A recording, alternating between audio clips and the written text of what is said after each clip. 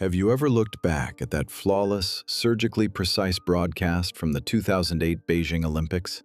Thousands of drummers striking in perfect unison, not a single mistake, not a fraction of a second out of sync. It was a display of absolute, terrifying, almost inhuman order that made the rest of the world nervously swallow hard and take a step back from their screens. For decades, we've been relentlessly spoon-fed this glowing, neon-lit myth of the red dragon waking up, ready to devour the global economy whole. We watched massive container ships routinely vomit millions of tons of cheap plastic, microchips, and fast fashion into our ports here in the US and across Europe, and we fully believed this endless conveyor belt would never, ever stop. We stared open-mouthed as filthy fishing villages mutated into cyberpunk megacities practically overnight. As glass needles of skyscrapers pierced the smog, paving over areas the size of entire states with gray concrete. They showed us a beautifully polished mirage, and we eagerly bought front-row tickets to the show.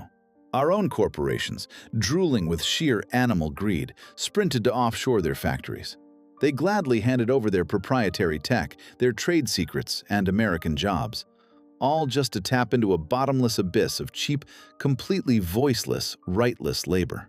Politicians in tailored suits flew to Beijing, shook hands with stone-faced party bosses, and sold us the fairy tale that the free market would eventually, magically turn a brutal dictatorship into a democracy. They willingly handed the keys to the world's factory floor over to people who plot in centuries, while our CEOs can't see past their next quarterly earnings report. Every single time you pulled a brand new iPhone out of your pocket or bought a dirt-cheap flat-screen TV, you were sponsoring this grand illusion. You were feeding a beast that promised global stability in exchange for total submission. But let's turn off that propaganda broadcast right now.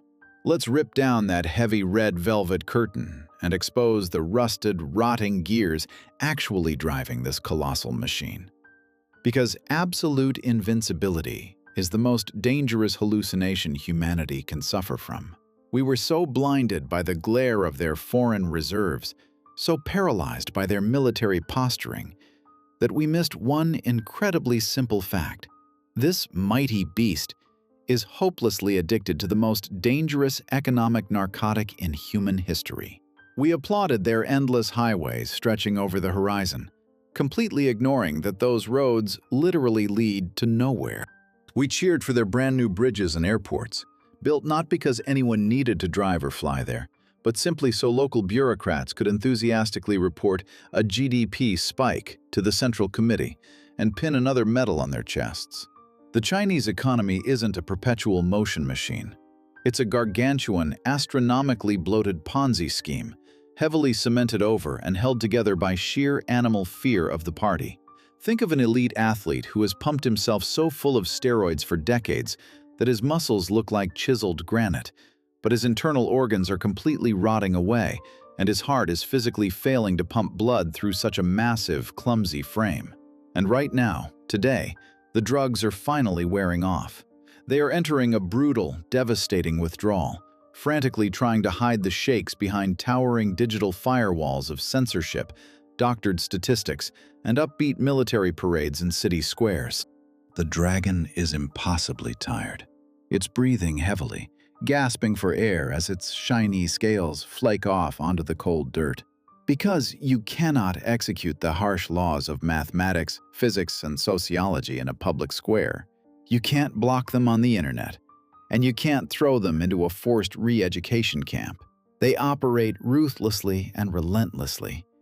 And when this colossus with feet of clay finally loses its fragile balance, and it's already violently creaking and tipping over, the resulting earthquake won't just destroy their own illusory prosperity. It will wipe out that warm, cozy world of cheap goods and artificial global stability we've all grown so helplessly addicted to. The great Asian illusion has evaporated like morning mist, revealing a cold, black, yawning void beneath, ready to drag down anyone foolish enough to stand too close. Close your eyes and just picture an absolutely barren black wasteland. We are rewinding to the late 1970s, a time when this massive territory wasn't a superpower, but a gigantic field of despair and starvation. Chairman Mao Zedong had left nothing but ruins in his wake. His insane social experiments had ground the intelligentsia into dust and driven the economy straight into the grave. Hundreds of millions of people wore the exact same gray uniforms, pedaled around on old squeaky bicycles, and dreamed of just one extra bowl of plain rice. Here in the US and across the capitalist world, we looked down on China as a colossal dirt-poor rice plantation, completely stuck in the Middle Ages and destined to never amount to anything more. But right in that dark, hopeless moment, a small man with an absolutely iron will and a cold, pragmatic mind came to power. His name was Deng Xiaoping. He looked at his nation slowly dying of starvation and realized one brutally simple truth: ideological slogans don't fill empty stomachs. So he committed to the most cynical, ruthless, and purely genius geopolitical deal of the 20th century. He signed a contract with the devil of capitalism. The terms of this historic bargain were obscenely simple. Our corporations would bring in their billions of dollars, ship over their state-of-the-art machinery, hand over their tech, and throw open the doors to our filthy rich consumer markets. And what did China offer in return? China offered its people. It tossed hundreds of millions of its own citizens right onto the altar of capitalism. Cheap, completely silent, heavily disciplined hands, ready to stand at an assembly line for 14 hours a day for one miserable dollar. No labor unions, no pensions, no weekends off, no rights to ask questions or complain about inhaling toxic glue on the factory floor.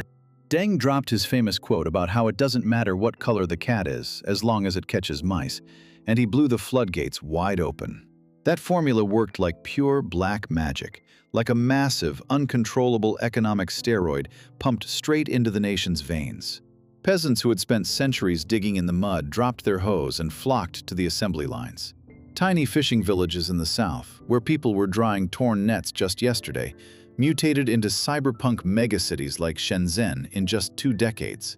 Now they glow with more neon than New York or Tokyo. The economy began to swell at a frantic pace, packing on 10, 12, 14% growth every single year. The country was doubling its wealth with terrifying speed. And this manic rhythm became a hardcore addiction to endless growth. Corporate America watched this unfold with sheer animal greed and absolute delight. Entire industries packed up their factories and moved them to Asia because it was absurdly, obscenely cheap. And when Beijing triumphantly joined the World Trade Organization in the early 2000s, the tariff walls completely collapsed. We happily handed the dragon the golden keys to the entire global economy. Container ships the size of aircraft carriers, stuffed to the brim with goods stamped "Made in China," flooded ports on absolutely every continent. Just look around you right now. Your smartphone, your sneakers, your TV, your microwave, your car parts, and even your kids' cheap plastic toys, all of it was assembled over there, by calloused Chinese hands on humming Chinese machines. China became the main circulatory system of global trade. And if a single conveyor belt suddenly stopped spinning somewhere in the south of the country, supermarket shelves would instantly go bare, all the way in distant Texas or Berlin. Internally, the Communist Party signed an unspoken, ironclad social contract with its people. The terms were brutal. You, the public, stay entirely out of politics. You forget the words democracy and freedom forever. And in exchange, we guarantee your income will keep rising, and you'll get to buy a TV, a car, and an apartment. And as long as that economic pie kept expanding, the contract worked flawlessly. People willingly turned a blind eye to the suffocating censorship because, for the first time in history, their fridges were packed with fresh meat. But this genius model had one fatal, deadly flaw that authorities desperately tried to hide. It could only survive under conditions of constant, savage, aggressive expansion. The Chinese economy had turned into a giant great white shark. A shark's biology dictates that it must constantly swim forward to keep water flowing over its gills. If the shark stops, it suffocates and sinks to the bottom. China had to build more factories, burn more coal, sell more phones, and consume more resources. Any pause, any slight deceleration for such a sick, overheated system is practically a death sentence. And now, that terrifying moment has arrived. The fuel of ultra-cheap labor has dried up forever. The world is oversaturated with cheap plastic. Global demand has slammed into a brick wall. And it suddenly turns out that the great factory of the world simply built the perfect concrete trap for itself. The fairy tale of perpetual growth has shattered against the harsh reality of unforgiving math. And for the first time in 40 years, the giant shark has stopped swimming. If you want to see the most colossal, terrifying monument to human greed in the history of our civilization with your own eyes, you don't need to fly to Egypt to look at the pyramids. You just need to book a flight to China, drive 20 miles outside the center of any major metropolis, and step out onto an absolutely deserted street. You will walk down the perfectly smooth asphalt of wide avenues. You'll see flawlessly manicured green lawns, luxury shopping malls, brand new stadiums, and endless rows of towering high-rises gleaming with glass and stretching far beyond the horizon. It looks exactly like a glossy architectural rendering of the future, except for one tiny, blood-chilling detail. There isn't a single living soul in sight. These aren't movie sets for some bleak post-apocalyptic thriller or a pandemic outbreak. This is the brutal reality of the modern Chinese economic miracle. The infamous ghost cities. Ordos, Tianjin, the sprawling new districts around Beijing, they are empty concrete labyrinths built by local bureaucrats for the sole purpose of reporting mind-bending growth rates to their higher-ups.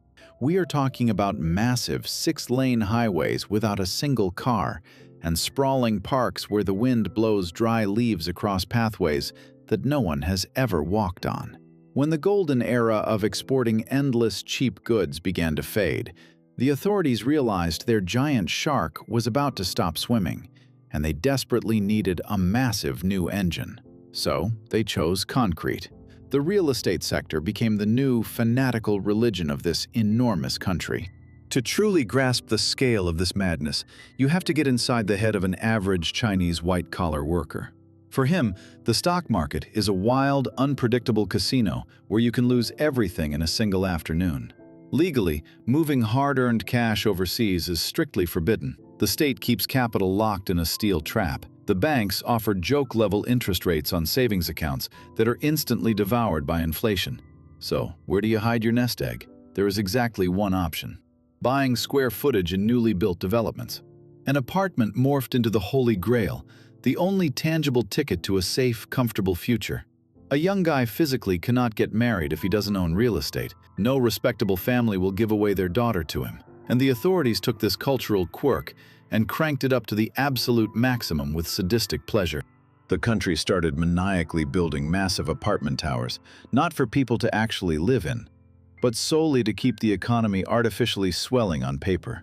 Steel mills endlessly churned out millions of tons of metal. Cementing plants poured billions of cubic yards of concrete, and the banks eagerly handed out trillions of yuan in dirt-cheap loans. The construction crane officially became the national landscape of China. This concrete monster ballooned to absolutely grotesque proportions, brazenly devouring 30% of China's entire economy. Let those numbers sink in. Nearly a third of everything this colossal nation produces is just the pointless construction of cold, empty boxes. For context, here in America, right before the devastating 2008 housing crash, our real estate sector made up just 15% of the economy, and that alone was more than enough to violently rip the global financial markets to shreds. The Chinese doubled that risk. They inflated the most gigantic, heavy asset bubble in the history of mankind, currently valued at $60 trillion. That is more than double the size of the entire US economy. And for what? Right now, across the country, 65 million brand new apartments are sitting completely empty. 65 million concrete safety deposit boxes that have never seen a warm light turned on, never echoed with a child's laughter, and never had a family cook dinner in the kitchen. You could easily house the entire population of France or Italy in these dead, soulless buildings, but instead they hold nothing but cold drafts and the echoing sound of human stupidity.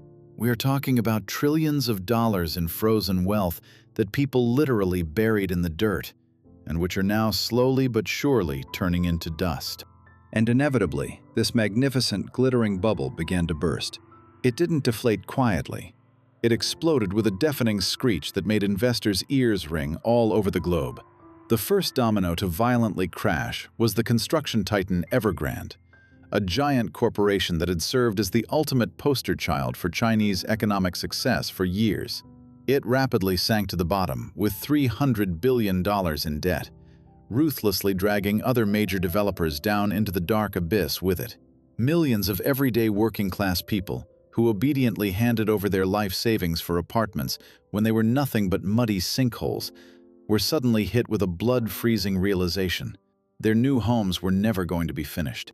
Massive construction sites nationwide came to a dead stop. Towering yellow cranes were left to rust red, and the money simply vanished into shady offshore accounts or burned up in the insatiable furnace of colossal debt. Defrauded citizens took to the streets with protest signs, crying in absolute despair, begging the government to give them back their stolen future. They are still forced to pay crippling monthly mortgages to the banks for a block of empty air on the 15th floor of a building that doesn't exist. Because if they stop paying, the soulless system will instantly throw them out on the street. Yet they are left standing in front of the padlocked iron gates of abandoned sites with absolutely nothing. The grand, beautiful Chinese fairy tale of a wealthy, carefree middle class took a running start and smashed face first into the solid concrete wall of harsh macroeconomic reality. And this is merely the beginning of a long, agonizing freefall, because the rot has already seeped deep into the very skeleton of their mighty state system. Have you ever paid attention to how a cheap circus magician pulls a live rabbit out of a completely empty hat? We happily clap our hands and genuinely buy into this dumb magic trick, even though we know perfectly well the rabbit was just sitting in a hidden pocket the whole time. The Chinese Communist Party pulled that exact same primitive, yet incredibly massive stunt on the entire globe. If you think this enormous country's main problem is just greedy private developers abandoning their half-finished concrete boxes, you are brutally and fatally mistaken. The real terminal rot has seeped deep into the very skeleton of their mighty state system. To truly understand the anatomy of this economic catastrophe, you need to know one insane fact about how their government actually works. Their tax system operates like a gigantic, absolutely insatiable vacuum cleaner. The fat, wealthy center, the capital city of Beijing, sucks up the lion's share of all collected revenue. Meanwhile, party officials ruthlessly dump all the heavy, day-to-day financial burdens for schools, hospitals, roads, and pensions squarely onto the frail shoulders of local governments, everyday provinces, and municipalities. The regions were perpetually broke, constantly kept on a starvation diet, until local party bosses found what they thought was a purely genius loophole. They simply started peddling land. Municipalities auctioned off empty patches of dirt to construction companies at absolutely astronomical, sky-high prices. This easy money flowed like a massive river right into city budgets, and mayors used it to build brand new subway stations, colossal suspension bridges, and those exact same glass skyscrapers that left us here in the US completely mesmerized. But selling dirt directly quickly wasn't enough for them. Greed always demands more. So they spun a massive shadow finance web through what they call local government financing vehicles. These were shady, semi-state-owned shell companies taking out monstrous, astronomical bank loans, using that very same city land as collateral. Officially, these loans weren't classified as public debt at all. They were completely wiped from the pretty spreadsheets sent over to the International Monetary Fund. It was the ultimate slush fund of the Chinese economic miracle, safely hidden from the prying eyes of global auditors. Now imagine that this flawless scheme suddenly snaps in half. The construction giants have gone bankrupt. They can't afford to build a single new house.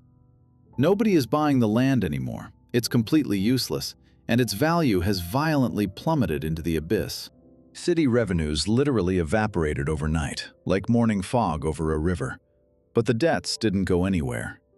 And every single day they have to pay massive interest rates on those loans, incinerating whatever is left of municipal budgets. Do you know the actual size of this hidden provincial debt right now? $9 trillion. 9 trillion. That is exactly half of the country's entire gross domestic product. It is an economic black hole of such monstrous mass that it has already started sucking in all the reality around it. We are already seeing the horrifying physical fallout of this crash out on the dirty streets. Bankrupt cities are hysterically slashing budgets on absolutely everything, just to somehow delay their inevitable death.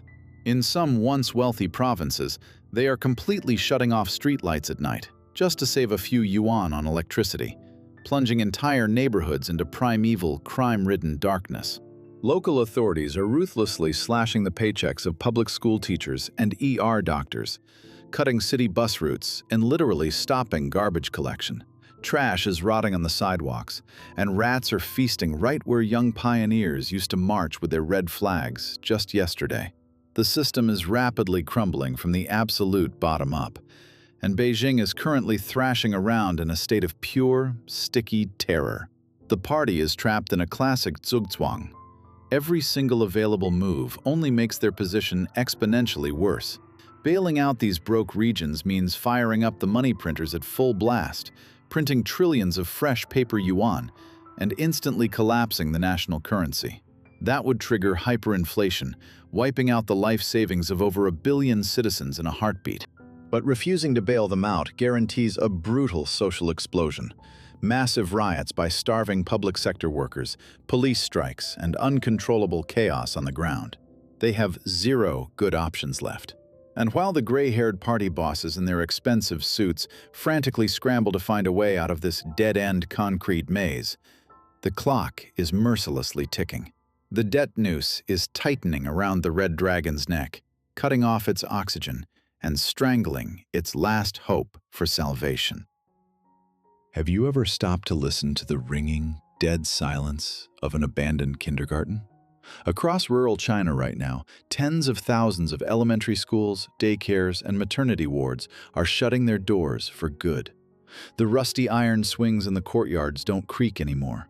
The loud laughter of children is completely gone, and brightly lit classrooms are being hastily converted into bleak, gray nursing homes, where the sour stench of cheap medicine, loneliness, and absolute despair hangs heavy in the air. For decades, we were fed a beautiful, heroic fairy tale about a grand and wise party that made a stroke of genius decision to save its massive nation from inevitable starvation and horrifying overpopulation. Remember that infamous social experiment? The one-child policy. For 35 years, bureaucrats proudly bragged to the globe that they had prevented 400 million extra mouths from being born, freeing up colossal resources for the very economic miracle we all stood up and applauded. But in reality, they didn't save anyone. With icy bureaucratic detachment and sadistic calculation, they committed the most sweeping, horrific demographic suicide in the history of our species with their own bare hands. This wasn't just some strict rule written on paper. It was a bloody surgical operation performed without anesthesia on the body of an entire civilization. Millions of forced late-term abortions, crippling financial fines, shattered lives, and a quiet, hidden mass infanticide where newborn baby girls were simply dumped to die on dusty roadsides because every single family was driven mad by the need for a boy, a worker, and an heir. And now, in the 2020s, this brutal biological boomerang has come full circle and swung back to crush the skulls of its own creators with a sickening crunch. The fuse has burned down to the very end, and the bomb has detonated directly beneath the foundation of their hyped-up glass skyscrapers. China's population has officially started shrinking. For the first time in 60 long years, there are physically fewer people than there were a year ago. A young, defiant India has already laughed its way into snatching the crown as the world's most populous nation. But the true, primal catastrophe isn't hidden in the dry stats of total headcount. The pure horror lies in who exactly is living there right now. This colossal country is aging at such a terrifying, surreal speed that global demographers are just throwing their hands up in silent shock. That great generation, the people who built the factories with their bare, bleeding hands, poured the steel, and stitched the sneakers for the entire planet throughout the 90s and 2000s, is retiring en masse, and there is absolutely no one to replace them. The young people physically do not exist. They were never born, wiped out of reality by a party decree. A monstrous inverted pyramid has formed, and its unbearable weight is currently crushing their entire boasted economy. They have a terrifying, cursed mathematical formula for this daily nightmare. 4, 2, 1. Today, a single, chronically stressed young guy who goes to work every day is saddled with 2 aging parents and 4 deeply elderly grandparents.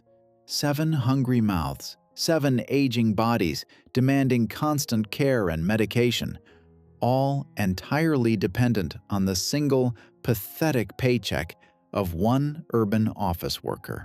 This young Chinese man is suffocating. He physically cannot carry this monstrous burden on his back.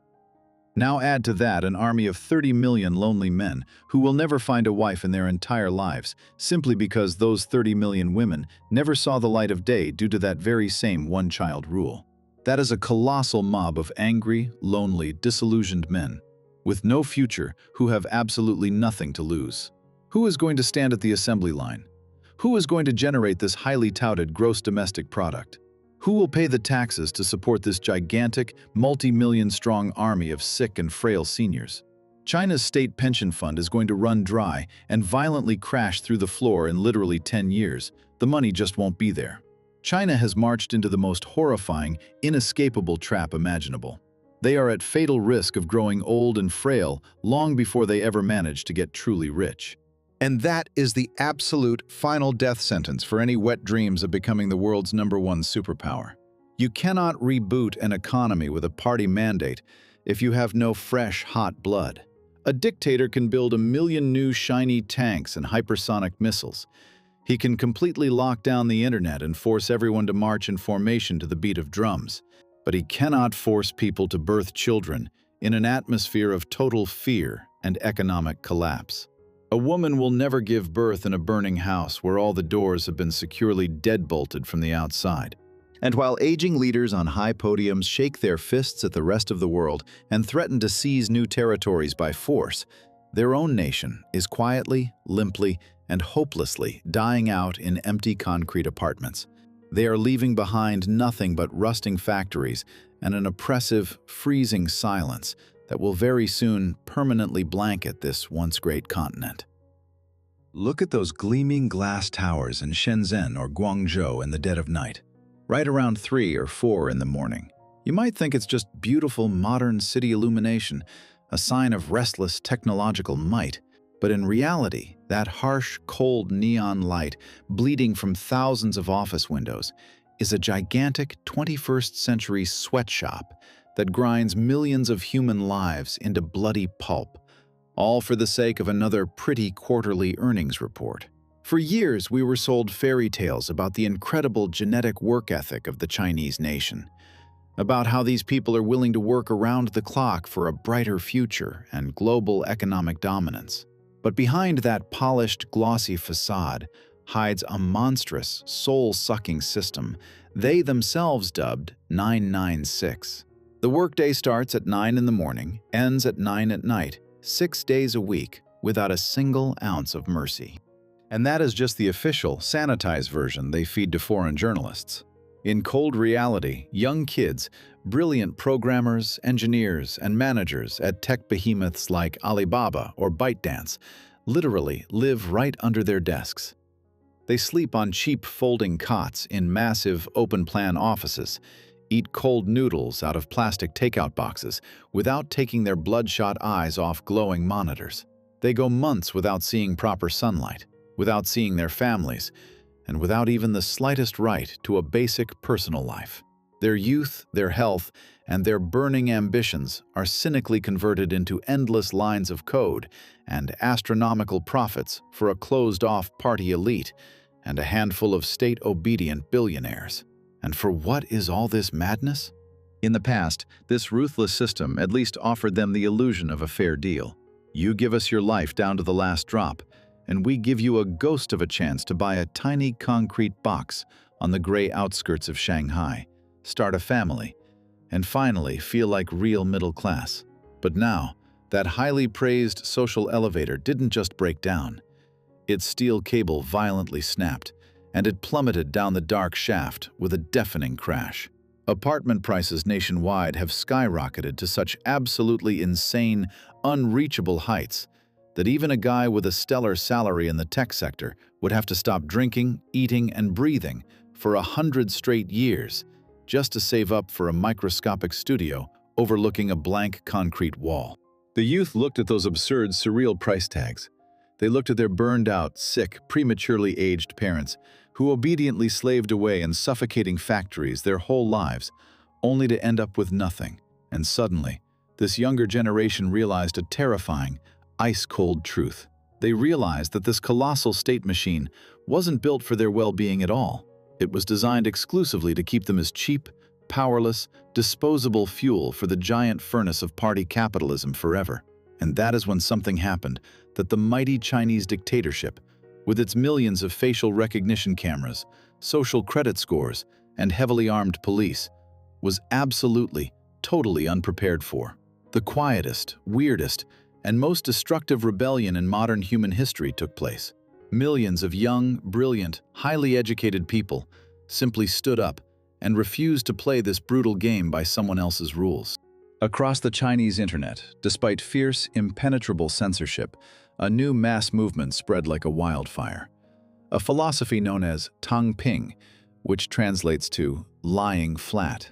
This isn't just basic everyday laziness, as old bureaucrats cowardly try to frame it in state-run newspapers.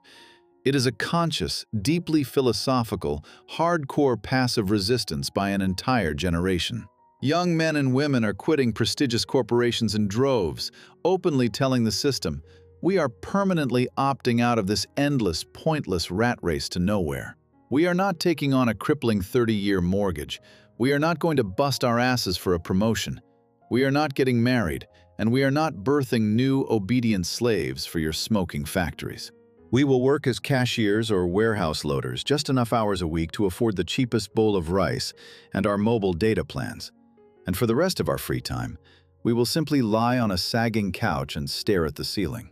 And right on the heels of that rejection came an even darker, more terrifying phase they call bailan, which literally translates to let it rot. It is absolute, pitch-black, hopeless nihilism, where an entire demographic slice of the nation voluntarily surrenders because they clearly see that absolutely any effort they make is doomed to fail from the start. Why exhaust your last ounce of strength trying to swim against a raging current in a river of liquid cement?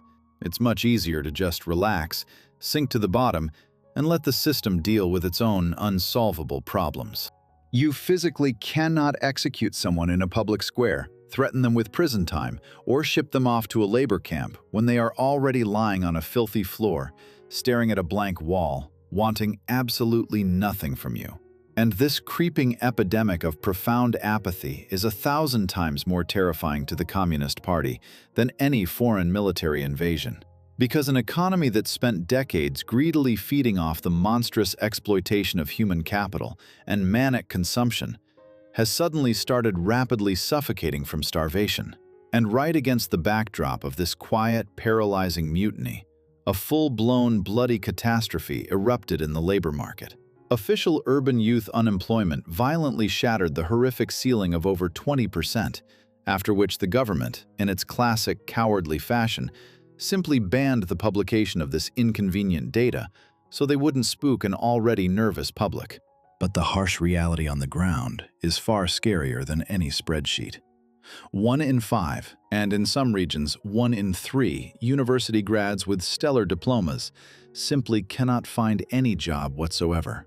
Out of pure desperation, millions of young men with advanced engineering degrees are throwing on cheap yellow courier jackets and riding electric mopeds through pouring rain around the clock, delivering hot takeout to the few lucky ones who still have an office desk.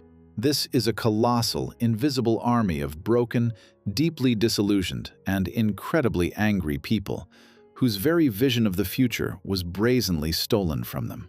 When a wealthy dictatorship cannot give its own youth money, basic freedoms, or even the tiniest glimmer of hope that tomorrow will be slightly better than yesterday, it naturally reaps a lost, completely hollowed out, dead generation.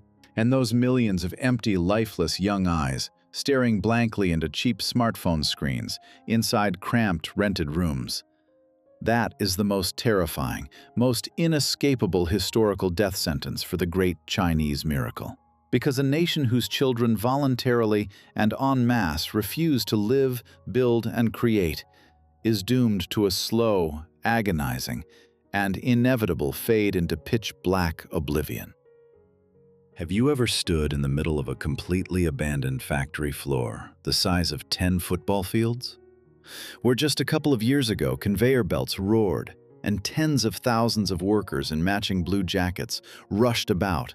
Now there is nothing but a cold draft blowing construction debris around. That is the sound of the Great Exodus, the quiet yet absolutely ruthless funeral march of an entire era. For decades, we were spoon-fed a very simple, highly convenient illusion about globalization.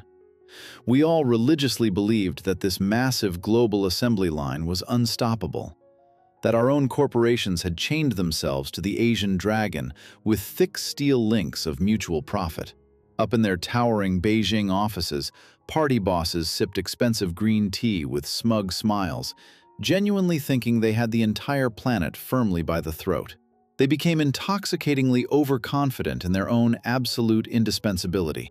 For some reason, they decided that a wealthy America and an aging Europe would never walk away, that we would obediently swallow any political ultimatums, any brazen theft of our patents, and any diplomatic bullying, all just to save a few pennies assembling another plastic toaster or flat-screen TV. But then the global pandemic hit, and that crystal castle of globalism shattered into a million pieces with a deafening crash that made bankers in Wall Street wince. When Chinese authorities, caught in a fit of total medical paranoia, completely locked down megacities of millions, literally welding the iron doors of residential buildings shut and halting operations at colossal shipping ports, we here in the US suddenly woke up with a brutal, ice-cold hangover. Businessmen in Washington, London, and Berlin looked at their absolutely empty warehouses with primal terror and realized one horrifying, lethal truth. They suddenly realized that they had voluntarily handed over the keys to our very civilization, our antibiotics, our rare microchips, and our car parts into the hands of an aging dictator who could simply flip the kill switch at any given second. And that triggered the irreversible process that boring economists in tailored suits politely call decoupling, but which is, in reality, a brutal surgical amputation performed with zero anesthesia. No one slammed any doors, no one declared loud trade wars on cable news, because big money loves silence. The world's largest tech behemoths simply began to quietly, methodically, and without any fuss, pack their bags. They are gathering up their classified blueprints, dismantling their ultra-precise machinery, and fleeing the country at the speed of a wildfire. The iconic tech giant, Apple itself, a corporation that spent years worshipping flawless Chinese assembly, is now frantically shifting the production of its flagship iPhones over to India and Vietnam. Samsung shuttered its last display assembly plants long ago, while Japanese auto giants are massively reshoring their factories back home or relocating them to other parts of Asia. European clothing brands are fleeing in terror to Bangladesh or Latin America, desperate to get as far away as possible from the unpredictable policies of the Communist Party. The investments, those life-saving billions of dollars that poured into this economy in a massive, uninterrupted flood for 30 straight years, simply evaporated into thin air. Last year, the balance of foreign direct investment turned negative for the first time in modern history. Money is bleeding out of the country much faster than it's coming in. Our American and European investors are watching these endless political purges, the sudden disappearances of top executives right from their desks, The insane multi-billion-dollar fines slapped on successful private businesses, and they are just shaking their heads in disbelief. Capital is always incredibly cowardly. It hates surprises with a passion. And right before our eyes, China has morphed into the largest, most volatile, and most dangerous powder keg on the planet. Now look at those massive industrial parks in the south of the country that were bustling with life just yesterday. There used to be lines out the door of wealthy foreign delegations waiting to get in. Today, local officials in wrinkled suits are running around empty, echoing corridors in a pure panic, frantically calling up their former U.S. partners, begging them to return, desperately promising them any tax break, any plot of land, and absolute immunity from any fees. But on the other end of the line, all they hear is a long, indifferent dial tone. The era of great friendship and dirt-cheap symbiosis is over forever. We here in America are actively building a tough new world where we will only trade with our reliable allies, where the security of our supply chains has become 1,000 times more important than a momentary penny-pinching profit. Chinese leaders spent a long time comforting themselves with fairy tales that they had built a great, independent, invulnerable empire. But reality just viciously backhanded them across the face. They suddenly realized, with crystal clarity, that they were nothing more than a giant, dirty, ridiculously cheap workshop that a wealthy America had rented out for 30 years. And now, the lease on that historic rental has finally and irrevocably expired.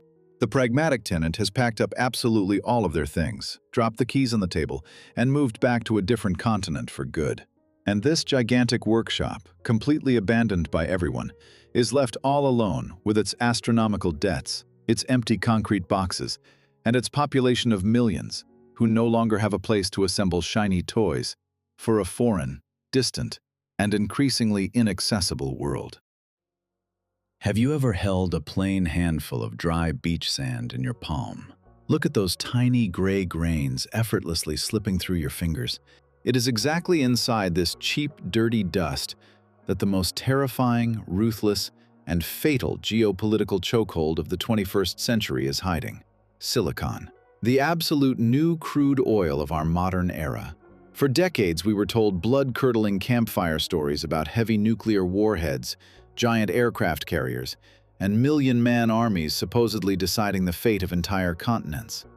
But the real total world war right now isn't being fought in muddy trenches. It is happening on a microscopic level, inside sterile, blindingly white laboratories, where engineers suit up in full hazmat gear and literally juggle individual atoms. Semiconductors. These are tiny, fragile crystals without which our civilization would instantly collapse back into the Dark Ages. Without cutting-edge chips, all these highly praised artificial intelligence systems instantly turn into useless, dumb blocks of dead metal. Hypersonic missiles go blind mid-flight, and supercomputers can't even put two and two together. And China, this colossal, horrifying realm of megafactories, spent years maniacally dreaming of monopolizing this subtle, invisible magic. They pumped astronomical, unreal mountains of paper dollars into their ambitious state-run project, Made in China 2025. Their plan was prehistoric in its simplicity, incredibly brazen, and, in its own way, genius. They wanted to simply buy up absolutely all of our US and European patents. They planned to steal whatever money couldn't buy, and they dreamed of copy-pasting every complex technology to eventually choke out the rest of the globe with their ultra-cheap mass production. They genuinely believed their massive foreign reserves could just walk into a store and purchase global technological supremacy. But Washington, incredibly coldly and with extreme calculation, slammed this heavy steel trap right shut on the Red Dragon's neck. America didn't drop bombs on foreign cities or roll out tank divisions. We did something much more terrifying and highly effective. We forged a ruthless, airtight cartel. We quickly teamed up with Japan and the Netherlands and simply yanked the emergency brake. Over in Europe, there is one unique company known as ASML. They build these mind-bending lithography machines, and each unit costs hundreds of millions of dollars. These unbelievable devices use lasers to draw blueprints on silicon crystals, etching lines thousands of times thinner than a single human hair. And you know what the kicker is? It is an absolute, unbreakable monopoly. No one, not a single soul on planet Earth, knows how to assemble these hyper-complex machines except them. And our coalition strictly, absolutely banned the sale of these magical devices to Beijing. It was a devastating, lethal stab with a cold dagger straight into the beating heart of the Chinese tech dream. The great, invincible empire, capable of easily pumping out millions of cheap sneakers and plastic car bumpers, suddenly realized its complete, utterly humiliating impotence. In a single moment, they were blasted 10 long years backward into the cold past, right back into the dark age of technological backwardness they had tried so desperately to escape. Sure, Chinese laborers can solder basic circuit boards, they can assemble beautiful smartphone cases, but they are physically, biologically incapable of creating the tiny, genius brain required for a complex device. Their crown jewel tech behemoths, like the infamous Huawei, are currently wheezing and gasping for air without their life-saving oxygen, because the US and our allies completely choked off their access to cutting-edge American and Taiwanese processors. Chinese labs can scream on state television all day long about their own grand breakthroughs, but they are just pathetically marching in place, stuck with outdated 7 or 10 nanometer technology. Meanwhile, the free world has sprinted far ahead and is comfortably working at 3 or 2 nanometers. This invisible chasm between us is now widening by the second, and it is physically impossible to bridge it, no matter how much money the Communist Party throws at it. A brutal dictatorship can force hundreds of millions of its people to obediently march in military parades.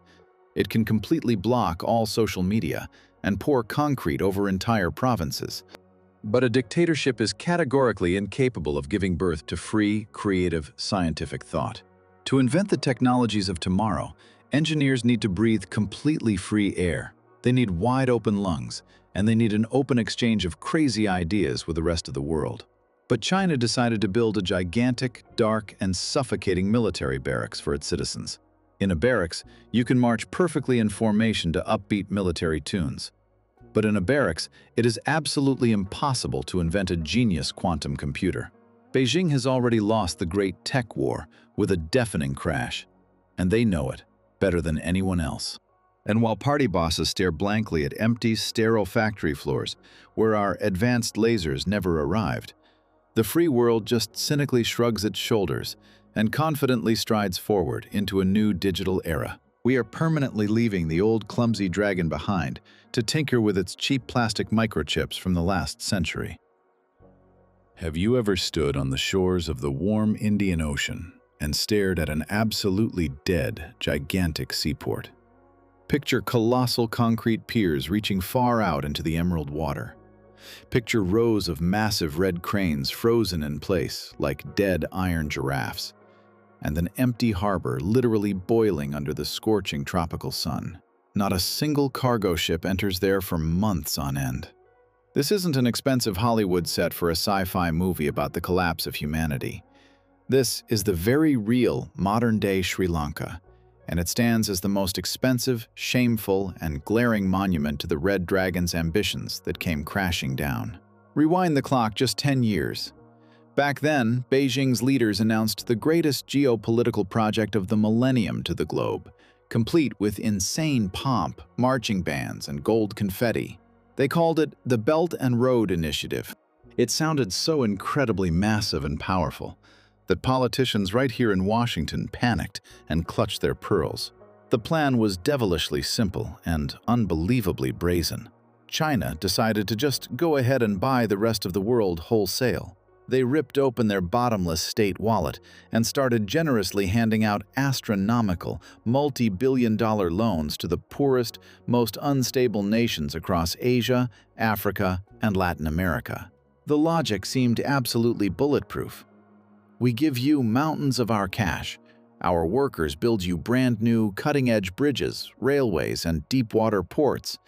And in return, you get locked into our ironclad orbit of influence forever. They genuinely believed a thick loan agreement was the strongest chain on the planet, totally unbreakable. But the Chinese strategists in their high, untouchable offices forgot one harsh truth, a truth that any petty street-level loan shark knows perfectly well. If you hand over massive piles of cash to a flat-out bankrupt, you aren't buying yourself a loyal ally for years to come. You are just buying yourself a massive, dangerous, wildly toxic problem. And that problem violently exploded right in their faces. The Great Silk Road suddenly morphed into the world's longest expressway, straight to financial hell. Look at Pakistan. Beijing poured tens of billions of dollars in there because they desperately wanted to carve out their own personal, secure trade corridor to the sea. But today, the place is consumed by absolute political chaos, primal poverty, and bloody terror. Chinese engineers are literally too terrified to step outside their heavily fortified bunkers, afraid of getting killed in the streets. Look at Zambia. Look at Ethiopia. Turn your eyes to Venezuela. You could read off this grim list of debtor nations for hours on end. And they are all united by one very simple, very sad fact. They have absolutely no way to pay back these astronomical debts because they are totally broke. The Chinese built them luxurious, multi-lane superhighways right in the middle of dense jungles. And now, nothing but skinny cows and creaky hay wagons travel down those flawless roads. They erected giant airports in desolate deserts where the glaring glass blinds your eyes. But only one single rusting crop duster lands there a week. It was simply infrastructure for the sake of infrastructure. They were pointlessly burying millions of tons of concrete into foreign dirt just so Chinese construction companies wouldn't sit around unemployed. And now this grand geopolitical triumph has turned into the most terrifying, humiliating geopolitical trap for Beijing. The massive, mighty empire suddenly found itself playing the pathetic role of a back-alley thug who got brutally scammed after handing out all his savings to local junkies. The Chinese leadership is left with only one incredibly painful choice, and both options lead straight to a guaranteed catastrophe. Either they forgive these toxic hundreds of billions of dollars right now and write them off as a permanent loss. But how are they going to explain that to their own people, who are getting poorer by the day? How will they look into the eyes of a young guy from the provinces who can't find a job or buy a tiny apartment? How will they tell him that his tax dollars were permanently gifted to some distant African dictator? Or they have a second, even darker path. They can become the most ruthless, universally hated global debt collector. They can start forcibly seizing ports, mines, and land from poor countries as collateral for the debts they can't repay, and they are already trying to do exactly that. They are violently ripping off the mask of the friendly partner to show the entire world the teeth of a starving predator. But this path permanently, absolutely, and definitively murders their famous soft power. Nobody on Earth believes in selfless Chinese aid anymore. All the poorer nations have clearly seen that the only free cheese is found in a Chinese mousetrap. And that trap snaps shut with a deafening crunch, just as someone else's bones break. The grand historical vision of wrapping the entire globe in their steel roads has turned into a massively heavy suitcase with a broken handle. It is insanely hard and expensive to keep dragging it forward, but they simply cannot abandon it halfway, because doing so would mean publicly admitting complete historical defeat right in front of an America and Europe that are openly laughing at them. And while the old red dragon frantically tries to yank its claws out of this deep swamp of toxic loans, the free world is turning its back on it for good. The empire desperately wanted to just buy global dominance with cold, hard cash. But in the end, all it bought was global hatred and empty, dead seaports on the shores of warm oceans. And now, nothing wanders there except the salty wind and the cold echo of shattered ambitions. Have you ever paid attention to how absolute rulers behave when they suddenly realize, with blood-freezing terror, that the ground is slowly but inevitably shifting beneath their feet? Look at those endless, pompous assembly halls in Beijing, where thousands of delegates in identical dark suits sit with absolute stone faces, flipping the pages of the exact same report in perfect sync like mechanical dolls. That isn't a sign of unbreakable strength. It is the most vivid, terrifying picture of total, paralyzing fear. For years, the Chinese elite played by smart rules that guaranteed a transition of power and protected the country from the sheer madness of a single individual. But that era of collective reasoning ended with the heavy thud of a slamming iron door. The current leader simply tore up that sacred unspoken contract, rewrote the constitution to suit himself, and effectively crowned himself as the new emperor for life. And emperors, as ruthless history teaches us, are always incredibly terrified. The funniest and scariest part here is that this emperor fears his own businessmen and young tech programmers 1,000 times more than any American aircraft carriers patrolling the Pacific. Just look back at recent events that sent shivers down the spine of every investor on Wall Street. Remember the founder of the mega corporation Alibaba, that ever-smiling billionaire, the richest and most recognizable Chinese man on the planet? All it took was one time, at a single closed-door forum, for him to mildly criticize some dusty financial bureaucrats, and he simply vanished. He evaporated into thin air for months, as if he never even existed. His colossal empire was ruthlessly carved up. He was permanently silenced, and it served as a crystal-clear, bloody warning to absolutely everyone else. You can be a genius, you can rake in billions of dollars, but at the snap of a gray party official's fingers, you will instantly be turned into a zero. The state began smashing its own private sector with manic glee. They annihilated massive, highly profitable industries with a single stroke of a pen in just one day. They banned private tutoring, and a gigantic industry worth hundreds of billions of dollars simply dropped dead before sunset, throwing millions of people out onto the street. Dead ideology has finally defeated living common sense. Business in the country right now is paralyzed by a thick, sticky fear. Why would you launch a bold new startup? Why risk it all, invent the tech of the future, and pull all-nighters, if tomorrow morning a grim man in a uniform can walk into your office and seize your life's work just because you became a little too successful and independent? Innovation is not born at gunpoint. In a military barracks, you can force 1 million people to march in perfect formation and belt out patriotic hymns. But in a barracks, it is absolutely impossible to invent cutting-edge artificial intelligence. And when the economic miracle is melting right before their eyes, when citizens' fridges stop filling up like they used to, and the youth are silently rebelling in their empty apartments, any decaying dictatorship has only one oldest, most worn-out, and bloodiest trump card left up its sleeve. They need a short, victorious war. They desperately need a foreign enemy to rally a poor, enraged nation. And for Beijing, that unhealing, bleeding wound, that manic obsession, has become Taiwan. The very island that sits just 100 miles off the mainland coast, but exists in a free, thriving, democratic reality. It is living, unbearable proof that Chinese people can be fabulously wealthy and successful without any communist party whatsoever.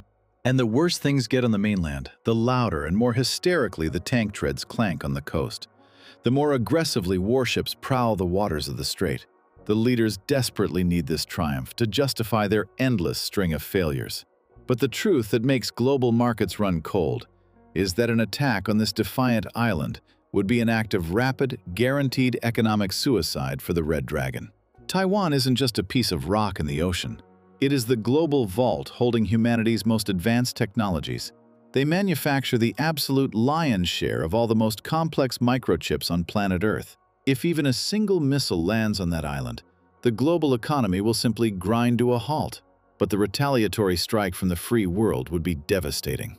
It won't just be boring sanctions written on crumpled paper. It would be a total, suffocating naval blockade. China is critically, knee-shakingly dependent on imported oil and foreign food. Choke off the narrow straits in the Indian Ocean, and in 3 months, the lights will go out in glittering Shanghai. In 6 months, genuine, primeval famine will sweep through the provinces.